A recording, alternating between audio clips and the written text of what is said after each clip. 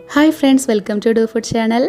இன்னைக்கு இந்த வீடியோல நம்ம எல்லாருக்குமே ரொம்ப பிடிச்ச ஒரு சூப்பரான பிரேக்ஃபாஸ்ட் ரெசிபி ஆப்பம் எப்படி பண்ணலாம்னா फ्रेंड्स பார்க்க போறோம். ரொம்பவே சாஃப்ட்டா கிடைக்குங்க. நம்ம இதல சோடா உப்பு, ஈஸ்ட் இது எதுவுமே சேர்க்க போறது இல்ல. ஆனாலும் அப்படியே கடையில இருந்து வாங்குற மாதிரியே கிடைக்கும். அவ்ளோ சூப்பரா இருக்கும். இப்போ வாங்க இந்த ரெசிபி எப்படி பண்ணலாம்னு பார்க்கலாம். முதல்ல ஒரு பாத்திரத்துல பச்சரிசி எடுத்து ஊற வைக்கலாம். நான் இன்னைக்கு 2 கப் அளவு பச்சரிசி எடுத்து ஊற வைக்க போறேன். 1 கப்புங்கிறது 280 ml அளவு இருக்குங்க. அதுக்கு 2 கப் சேர்த்தாச்சு. இப்போ நான் இன்னைக்கு கடையில வாங்குன பச்சரிசி தான் யூஸ் பண்றேன். நீங்க வந்து ரேஷன் பச்சரிசி கூட யூஸ் பண்ணலாம். ரொம்பவே சூப்பரா இருக்கும். அதுக்கு அப்புறம் 1 டேபிள்ஸ்பூன் அளவுக்கு உளுந்து சேர்க்கலாம். 1 ஸ்பூன் அளவுக்கு வெந்தயம் சேர்த்துக்கோங்க. அப்ப நல்ல வாசனையா இருக்கும். இது எல்லாத்தையும் சேர்த்ததுக்கு அப்புறம் நல்ல ஒரு 2-3 வாட்டி நல்லா கழுவி எடுத்துக்கோங்க. நான் இன்னைக்கு சொல்ற அளவுல ஒரு 25 ஆப்பம் கிடைக்கும். இப்போ நல்லா கழுவியாச்சு. இதை இப்போ ஊற வைக்கிறதுக்கு தேவையான அளவு தண்ணி சேர்த்துக்கோங்க.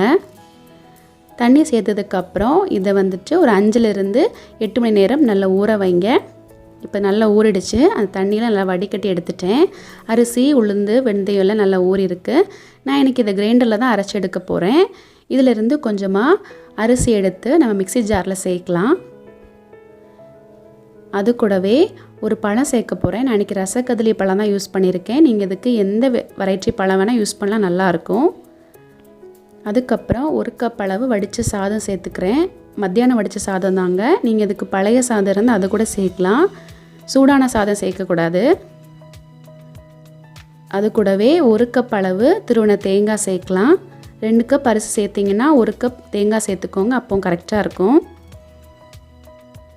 நீங்க தேங்காய் திருவும்போது பார்த்துக்கோங்க. இந்த மாதிரி நல்ல வெள்ளை கலர்ல இருக்கும்ல, அதை மட்டும் தான் நீங்க திருவி எடுக்கணும். அந்த பிரவுன் கலர்ல இருக்குல்ல, அது திருவ கூடாது.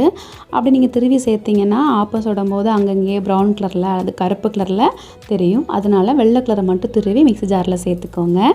இப்போ இதில் கொஞ்சமாக தண்ணி சேர்த்து இந்த அளவுக்கு நல்ல மையான விழுதாக அரைச்சி எடுத்துக்கோங்க. தேங்காயெல்லாம் அங்கங்கே கட்டி கட்டி இருக்கக்கூடாது. ஸோ கட்டி எதுவும் இல்லாமல் இந்த மாதிரி நல்ல மைய அரைச்சி எடுத்துக்கோங்க. இப்போ நம்ம மீதி இருக்கிற அரிசி எல்லாத்தையும் நம்ம கிரைண்டரில் அரைச்சி எடுத்துடலாம். இந்த மாதிரி கிரைண்டரில் அரைச்சி எடுத்தால் சீக்கிரமே அரையும். ஆப்பமும் நல்லா சாஃப்டாக கிடைக்கும். இப்போ இது கூட நம்ம மிக்சர் ஜாரில் அரைச்சி எடுத்துக்கிட்ட விழுதுகள் எல்லாத்தையும் சேர்த்துடலாம். இந்த மாதிரி பழம், தேங்காய், சாதம் எல்லாம் தனியாக மிக்சர் ஜாரில் அரைச்சிட்டு அதுக்கப்புறம் இது கூட சேர்த்துக்கோங்க. அப்போ தான் ஈஸியாக அரையும், நல்ல மையாக கிடைக்கும். இப்போ மாவு எல்லாத்தையும் அரைச்சிட்டு ஒரு பாத்திரத்தில் மாற்றி வச்சாச்சு. உங்களுக்கு மாவு கொஞ்சம் கட்டியாக இருந்துச்சு அப்படின்னா தேவையான அளவு தண்ணி சேர்த்து கலந்து வச்சுக்கோங்க. இது வந்து தோசை மாவு விடையும் கொஞ்சம் தண்ணியாக இருக்கும். இப்போவே தண்ணி சேர்த்து நல்லா கலந்து வச்சுக்கோங்க. அடுத்த நாள் நீங்கள் ஆப்பம் சுடுறதுக்கு முன்னாடி தண்ணி சேர்த்து நீங்கள் கலந்து வைக்கக்கூடாது. இப்போ நல்லா கலந்து வச்சுட்டு இதை நல்லா மூடி நம்ம ஊற வைக்க போகிறோம். நைட் ஃபுல்லாக இதை ஊற வச்சுருங்க. இப்போ பாருங்கள் நல்லா ஊறிடுச்சு. அடுத்த நாள் வந்து நல்லா ஊறி கிடச்சிருக்கு. நல்லா சாஃப்டாக கிடச்சிருக்கு. நம்ம இதில் அந்த ஈஸ்ட், சோடாப்பு இது எதுவுமே சேர்க்காமல் இங்கே பாருங்கள் சூப்பராக கிடச்சிருக்கு. இது நல்லா கலந்து விடுங்க. நல்லா மிக்ஸ் பண்ணிக்கோங்க. இப்போ நம்ம இதில் உப்பும் சர்க்கரையும் சேர்த்துடலாம். நான் இன்றைக்கி 1 ஸ்பூன் அளவுக்கு உப்பு சேர்க்குறேன். 2 ஸ்பூன் அளவுக்கு சர்க்கரை சேர்த்துக்கிறேன். உப்பை விடையும் சர்க்கரை கொஞ்சம் அதிகமாக சேர்த்துக்கோங்க. அப்போ ஆப்பம் நல்ல சுவையாக இருக்கும். சேர்த்துட்டு நல்லா கலந்து விடுங்க. இப்போ நம்ம ஆப்பை சுட்டு எடுத்துடலாம். ஆப்ப சட்டி நல்லா சூடானதுக்கப்புறம் நீங்கள் மாவு ஊற்றிக்கோங்க. அப்போ தான் கரெக்டாக கிடைக்கும் நம்மளுக்கு.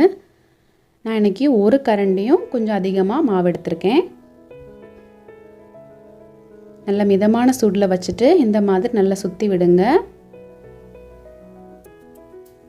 இந்த மாதிரி பண்ணதுக்கப்புறம் நீங்கள் ஸ்டவ்வில் வச்சுட்டு இப்போ நம்ம இதை க்ளோஸ் பண்ணி வேக வைக்க போகிறோம்.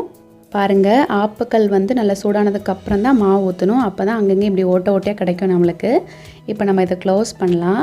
2 நிமிஷம் மிதமான சூடில் இப்படியே வேகட்டும். இப்போ 2 நிமிஷம் ஆறிச்சு. ஓப்பன் பண்ணி பார்த்துடலாம். பாருங்கள், அந்த சுற்றி சைடு எல்லாமே நல்லா மொறுமொறுன்னு கிடச்சிருக்கு. சென்டரில் நல்லா சாஃப்டாக இருக்குது. நம்ம இதில் ஈஸ்ட், சோடாப்பு இது எதுவுமே சேர்க்காமல் இவ்வளோ சூப்பராக கிடச்சிருக்கு. நம்ம இப்போ இதை எடுத்துகிட்டு ஒரு தட்டில் மாற்றி வச்சிடலாம். சூப்பராக கிடச்சிருக்குங்க. நம்மளுக்கு ஒரு குட்டி கூடை மாதிரி கிடச்சிருக்கு. சுற்றி நல்லா கிறிஸ்பியாக கிடச்சிருக்கு. மொறுமொறுன்னு சென்டரில் நல்லா சாஃப்டாக இருக்குது. பாருங்கள், இப்படி தாங்க கிடைக்கும். நம்ம இதில் ஈஸ்ட், சோடாப்பு எதுவுமே சேர்க்க வேண்டிய அவசியம் இல்லை. பழம் மட்டும் சேர்த்தாலே போதும். நம்ம இதை ஆப்போசிட்டில் தான் சுடணும் இல்லை, தோசைக்கல்லே ஊற்றி எடுக்கலாம். தோசைக்கல் நல்லா சூடானதுக்கப்புறம் இதில் 1 கரண்டி அளவு மாவு சேர்த்துக்கோங்க. இது லைட்டாக இந்த மாதிரி விரித்து விட்டால் போதும். தோசை மாதிரி நல்லா விரித்து விட வேண்டாம். இந்த மாதிரி விரிச்சு விட்டதுக்கப்புறம் இதை நம்ம க்ளோஸ் பண்ணி வேக வைக்கலாம். ஆப்பத்தை எப்போவுமே மூடி போட்டு தான் நம்ம வேக வைக்கணும். இதை க்ளோஸ் பண்ணிட்டு 2 நிமிஷம் வேக விடலாம். இப்போ 2 நிமிஷம் ஆயிடுச்சு, திறந்து பார்த்துடலாம். பாருங்கள், இது ரொம்பவே அழகாக இருக்குது பார்க்குறதுக்கு. நம்ம ஆப்பச்சட்டில் சுட்டால் சுற்றி நல்லா கிறிஸ்பியாக கிடைக்கும். ஆனால் தோசைக்கல்ல ஊற்றினா அப்படி இருக்காது. எல்லா இடமே நல்லா சாஃப்டாக ஒரே மாதிரி தான் இருக்கும். பார்க்குறதுக்கே அழகாக இருக்குது. நல்லா ஒயிட்டாக கிடச்சிருக்கு, நம்மளுக்கு சாஃப்டாக இருக்குது. அவ்வளோதான் ஃப்ரெண்ட்ஸ், ரொம்பவே சூப்பரான அருமையான ஆப்பம் ரெடி ஆயிடுச்சு. ஆப்பத்து கூட எந்த கிரேவி வச்சு சாப்பிட்டாலும் சூப்பராக தான் இருக்கும். நான் இன்றைக்கி தக்காளி குருமா வச்சு சாப்பிட போகிறேன். தக்காளி குருமா எப்படி பண்ணலான்னு சொல்லிட்டு நம்ம சேனலில் ஏற்கனவே நான் அப்லோட் பண்ணியிருக்கேன். ஸோ அந்த லிங்க் வந்து டிஸ்கிரிப்ஷன் பாக்ஸில் கொடுக்குறேன், பார்த்து தெரிஞ்சுக்கோங்க. இனிமேல் ஆப்பம் மாவு அரைச்சா இந்த மாதிரி அரைச்சி நீங்கள் ஆப்பம் சுடுங்க, ரொம்பவே சாஃப்டாக கிடைக்கும். இந்த வீடியோ உங்களுக்கு பிடிச்சிருந்தா மறக்காமல் நம்ம dofood சேனலுக்கு சப்ஸ்கிரைப் பண்ணிக்கோங்க. பக்கத்தில் இருக்க பெல் ஐக்கானை கிளிக் பண்ணிக்கோங்க. Thank you friends.